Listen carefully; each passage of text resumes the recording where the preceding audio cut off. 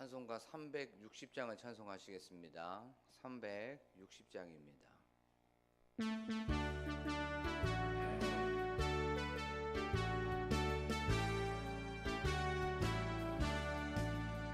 행군 나팔 소리에 주의 오령 났으니 십자가의 군기를 높이 들고 나가세. 선한 싸움 다 싸우고 의의 멸류관 받았으리라. 선한 싸움 다 싸우고 의의 멸류관 예루살렘 성에서 멸류관 받으니 저 요단 강 건너 우리 싸움 마치는 날 의의 멸류관 예루살렘 성에서 악한 마귀 권세를 모두 깨쳐버리고 승리하신 주님과 승전가를 부르세. 선한 싸움 다 싸우고 의의 멸류관 받았으리라. 선한 싸움 다 싸우고 의의 멸류관 예루살렘 성에서 멸류관 받으니 저 요단 강 건너 우리 싸움 마치는 날 의의 멸류관 예루살렘 성에서 달려갈 길 다 가고 싸움 모두 마친 후 주와 함께 기쁨을 용사들 하누리세. 선한 싸움 다 싸우고 의의 멸류관 받았으리라. 선한 싸움 다 싸우고 의의 멸류관 예루살렘 성에서 멸류관 받으리. 저 요단 강 건너 우리 싸움 마치는 날 의의 멸류관 예루살렘 성에서. 우리 기도할 때에 저희들 오늘 하루도 선한 싸움을 싸우게 됩니다. 하나님, 죄와 피 흘리기까지 싸우게 하시고 죄와 몸부림 치면서 죄를 대적하고 악한 마귀와 싸워 승리하는 오늘 하루가 되게 하여 주셔서 하나님, 이 찬양의 고백처럼 의의 멸류관을 받아 누리고 영광의 멸류관, 승리의 멸류관, 그 생명의 멸류관을 받아 쓰는 저희들이 되게 하여 주시옵소서라고 지금 이 시간 한 목소리로 기도하겠습니다.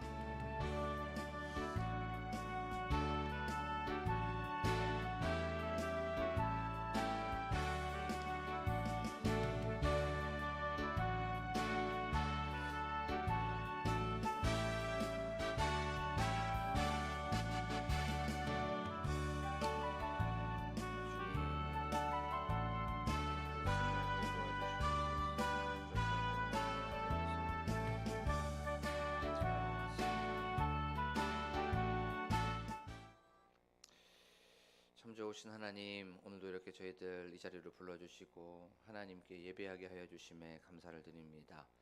저희들 부족하여서 연약하여서 하나님의 뜻을 구하고 하나님께 부르짖고 간구하고 이렇게 하나님 모여서 말씀을 듣사오니 저희들의 마음과 중심을 받아 주시옵소서. 하나님, 그리하여서 가장 선한 것으로 가장 맞는 것으로 채워주시고 응답하여 주실 줄로 믿습니다. 성령 하나님, 지금 이 시간 저희와 함께하여 주실 줄로 믿습니다. 말씀을 들을 때에 깨달음을 허락하여 주시고 말씀을 우리가 다시 한번 곱씹을 때에 그 말씀이 우리 마음판 신비에 새겨지게 하여 주시옵소서. 하나님, 그리하여서 좌로나 우로나 흔들리지 않는 저희들이 될 수 있도록, 그리하여서 하나님의 마음을 시원하게 해드리고 하나님의 마음을 기쁘게 해드리는 저희들이 될 수 있도록 도와주시옵소서. 감사드리며 예수 그리스도의 이름으로 기도하옵나이다. 아멘. 저희가 나눌 말씀은 열왕기상 1장 38절 말씀입니다. 열왕기상 38절 39절의 말씀입니다.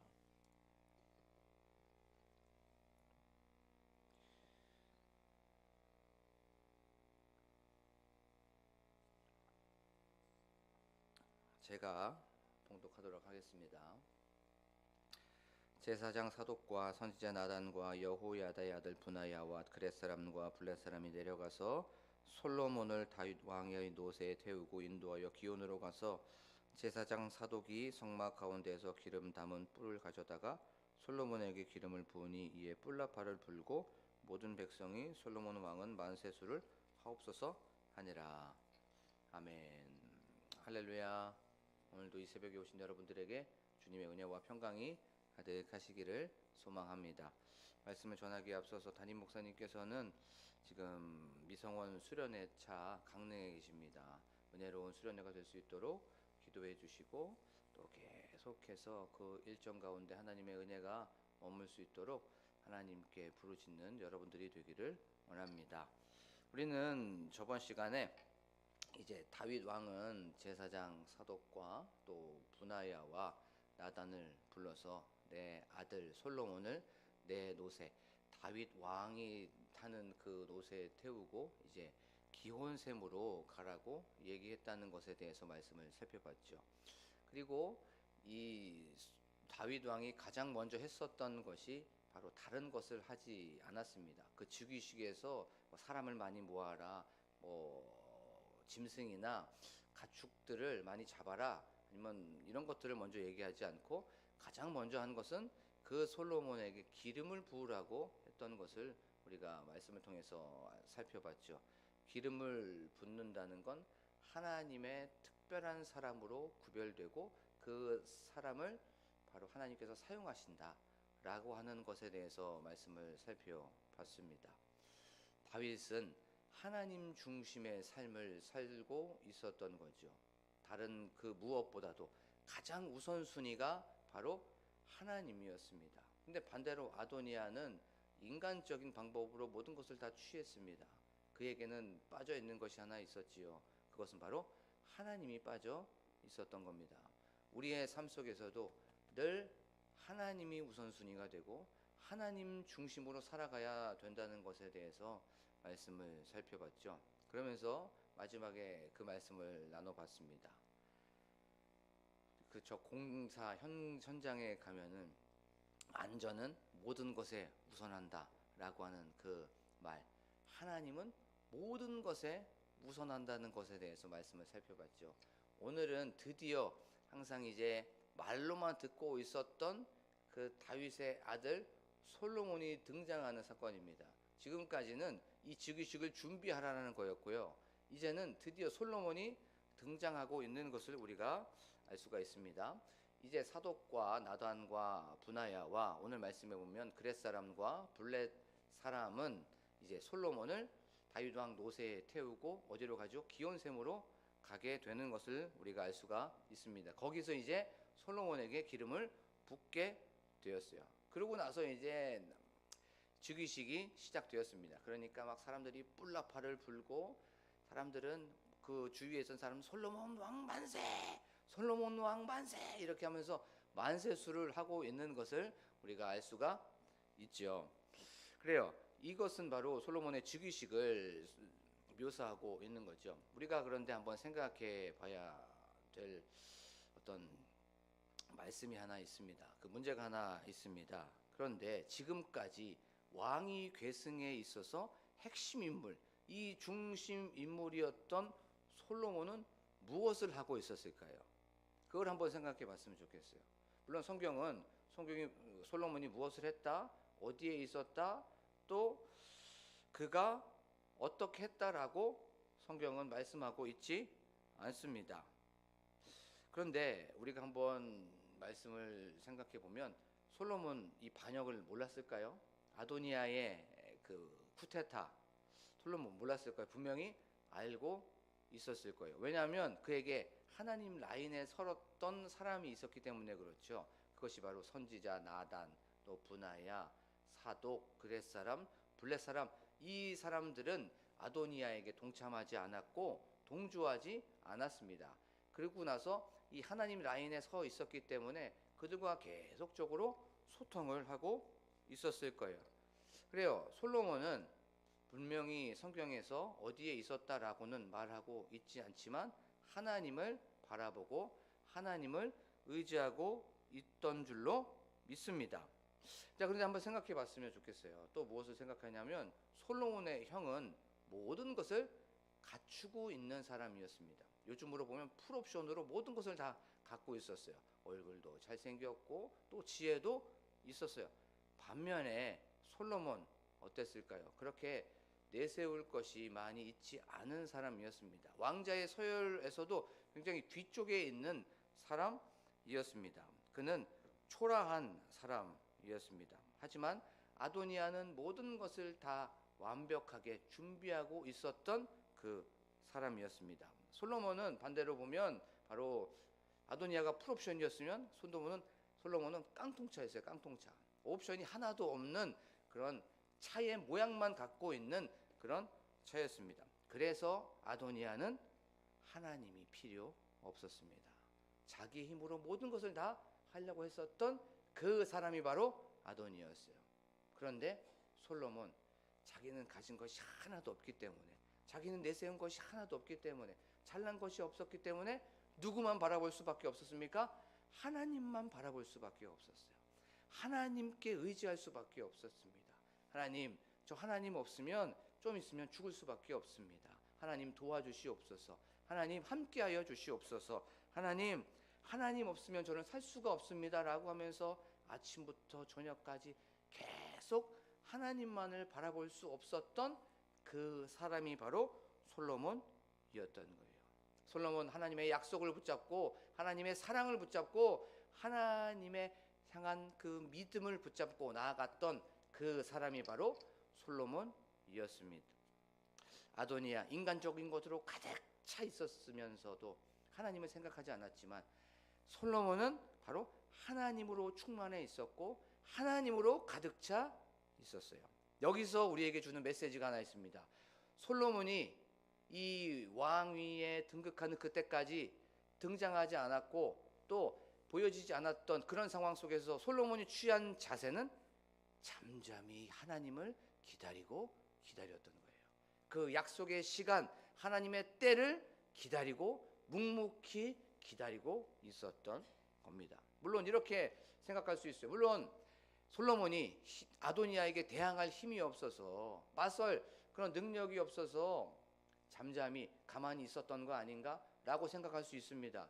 아니에요. 솔로몬은 하나님의 시간, 하나님의 계획, 하나님의 때를 잠잠히 묵묵히 기다리고 있었던 거예요. 그렇게 잠잠히 기다리고 있었던 솔로몬에게 하나님의 시간이 되자, 하나님의 때가 되자 하나님은 높여주셨고요. 하나님은 솔로몬을 다윗 왕위에 오르게 하여 주셨다는 것을 우리가 말씀을 통해서 알 수가 있습니다. 이제 이 말씀을 우리의 삶 속에서 한번 생각해 보기를 원합니다. 우리는 살아가면서 수많은 일들을 하게 되죠. 그리고 나서 그 일을 하면 반드시 계획한 것에 대하여서 기대합니다. 그렇죠? 아, 이것이 잘 되었으면 좋겠는데, 이것이 좋은 쪽으로 되었으면 좋겠는데, 이 모든 것들이 좀 형통하게 잘 풀리면 좋겠는데 라고 하면서 열매를 기대합니다. 이 기대하는 건 당연한 거죠. 이 기대하는 것까지 뭐라고 하면 안 되죠. 기대하는 건 다 좋은 겁니다. 그러면 우리의 시간표대로 좀 됐으면 좋겠고, 내가 원하는 대로 좀 되면 좋겠어요. 내가 원하는 결과를 좀 맺으면 좋겠죠. 그런데 우리의 삶이 그렇게 우리의 마음대로 됩니까? 마음대로도 안 되죠. 생각대로도 안 되죠. 계획대로도 안 되죠. 남들처럼도 안 됩니다. 남들처럼 안 되고 내 생각대로 안 되는 게 뭡니까? 이게 시련이고 고난이죠. 이렇게 내 마음대로 안 되면 이 마음속에 막 답답합니다. 그렇죠? 한숨도 나올 때가 있어요. 또 어쩔 때는 막 이 마음속 안에서 막 화도 납니다. 분노도 막 일어나고 짜증도 나게 되어 있어요. 그리고 왜 안 되지? 왜 나만 안 될까? 라고 하면서 불평과 불만이 일어날 때도 있습니다. 이 모든 것들을 스트레스를 받을 때가 많이 있어요. 그리고 또 일이 계속 하는데 막 투자를 하는데 계속 사람들을 만나는데 안 돼요. 그러면 어떻게 합니까? 이 마음속에 막 조급함도 생길 때가 있습니다. 그리고 또 우리의 삶 속에 보면 우리가 잠잠히 기다릴 수밖에 없는 상황이 있어요. 우리는 살아가면서 내 힘으로는 어떻게 할 수밖에 없는, 어떻게 할 수가 없는 그런 어떤 환경이나 형편을 맞이할 때가 있습니다. 그것들이 예를 들면 뭐 건강의 문제일 수 있어요. 제가 저번 주에 이제 목요일 날 28셀을 이제 인도하고 있습니다. 제가 그래도 셀 리더입니다. 셀 리더 28셀에. 그 28셀의 셀 리더인데 그날 저번 주에 이제 윷놀이를 했어요. 윷놀이를. 28세 평균 연령대가 90입니다. 90. 거기에서 이제 1년에 한 번 윷놀이를 하고 나서 그분들과 회식을 한번 했어요. 그분들 말씀을 들으면 말씀 참 죄송합니다.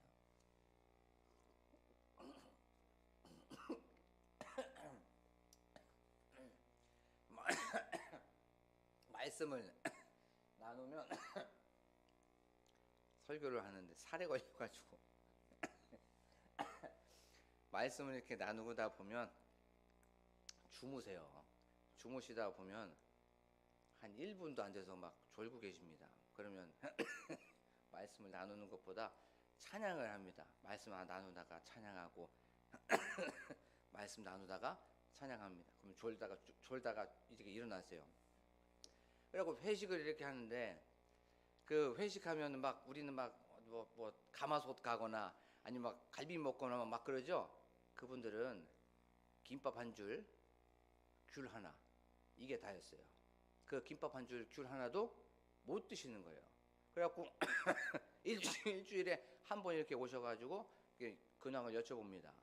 어떻게 별일 없으셨어요? 하면 여기에 안 오는 게 별일이 있는 거예요. 그러는 거예요. 그 28셀 거기에 그 셀 모임에 안 오면 별일이 있는 거라고 그렇게 말씀하십니다. 그러면서 일주일 동안 입이 쓰고 입이 말라갖고 잘 드시지도 못한답니다.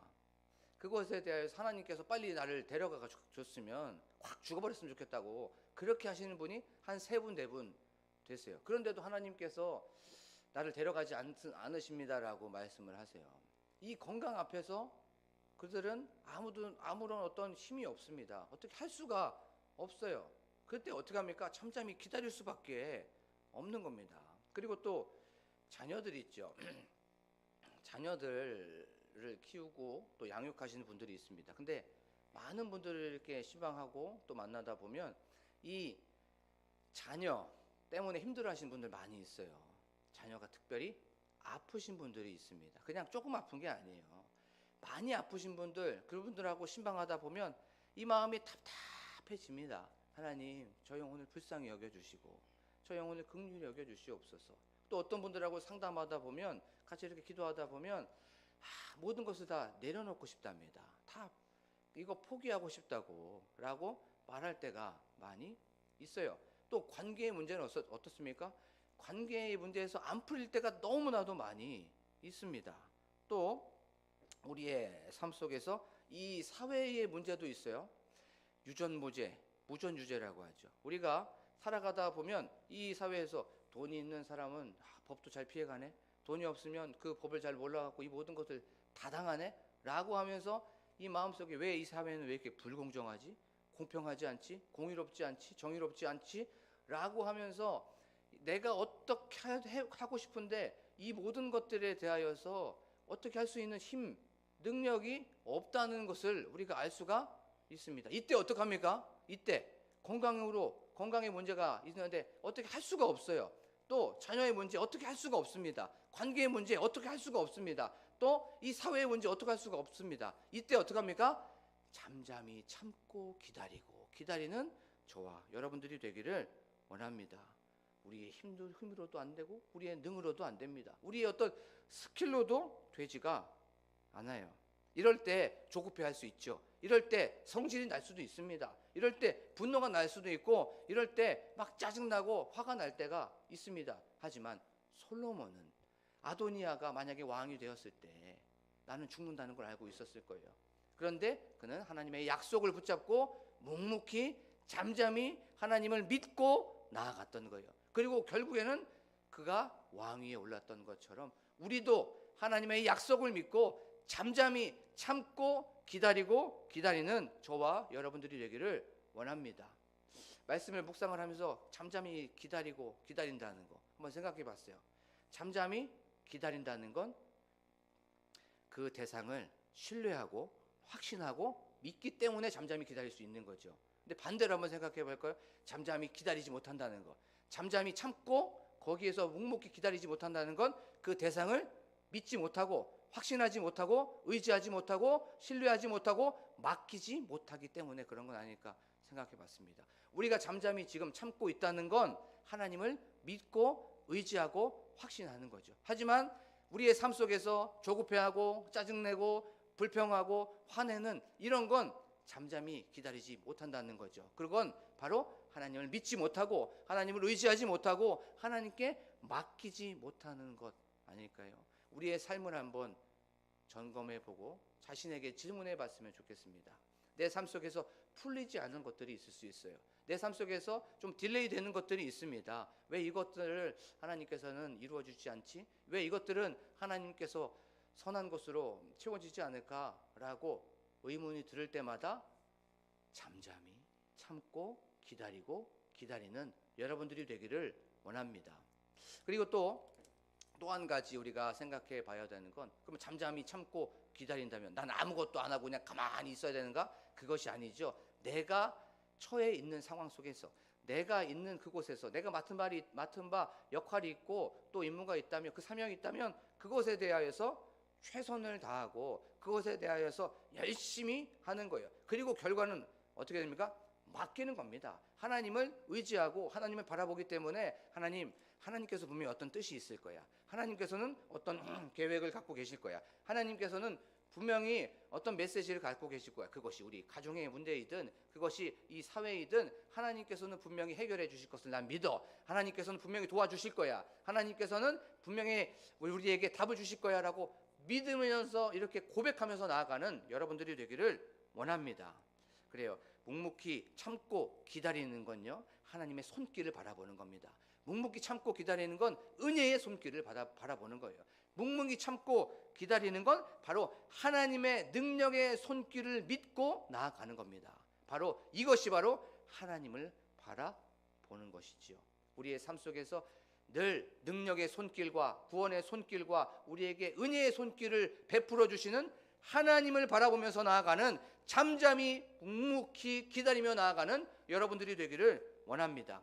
위기의 순간에, 고난의 순간에, 이 시련과 환난의 순간에서 하나님을 절대 신뢰하시고 무한히 신뢰하시고 구원과 회복을 기대하고 기도하며 기다리면서 잠잠히 참고 나아가는, 오늘 하루도 승리하면서 나아가는 여러분들이 되기를 간절히 축복합니다. 지금 이 시간 기도하면서 나아가기를 원합니다. 하나님, 우리의 삶 속에 어떤 풀리지 않는 것들, 또 기대했던 것들이 있습니다.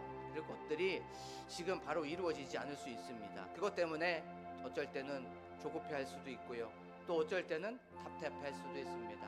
앞이 깜깜해 보이고 사방이 우겨쌈을 당한 것처럼 꽉 막혀 있을 수가 있습니다. 하나님, 그때 인간적인 것 생각 다 내려놓게 하시고 잠잠히 무지히 하나님을 믿고 나아가는 저희들이 되게 하여 주시옵소서라고 기도하길 원합니다. 하나님의 약속을 믿고 나아가게 하여 주시옵소서. 하나님의 능력의 손길을 믿고 나아가게 하여 주시옵소서. 하나님의 도움의 손길을 믿고 나아가게 하여 주시옵소서. 하나님, 저희들 하나님을 잠잠히 기다리지 못했습니다. 하나님, 그 믿음이 약해졌고 하나님을 향한 마음이 하나님 너무나도 희미해졌습니다. 용서하여 주시옵소서라고 기도하길 원합니다. 다시 한번 우리의 마음, 우리의 믿음이 견고하게 하시고 믿음이 굳세지게 하여 주시옵소서라고 기도하길 원합니다. 또한 저희들 교회 부흥과 교회 건축을 위하여서, 또한 담임 목사님과 함께 동역하시는 사모님과 가정을 위하여서 교회 중직자들인 장로님들과 권사님들과 우리 안수 집사님들과 또한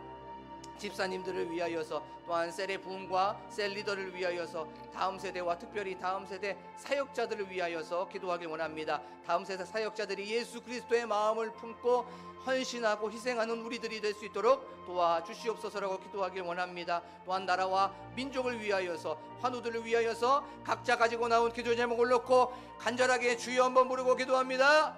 주여! 하나님 아버지 감사합니다. 오늘도 이렇게 저희 사랑하여 주셔서 이 말씀을 통하여서 잠잠히 기다리고 기다리라고 하는 그 말씀, 그 메시지를 주시며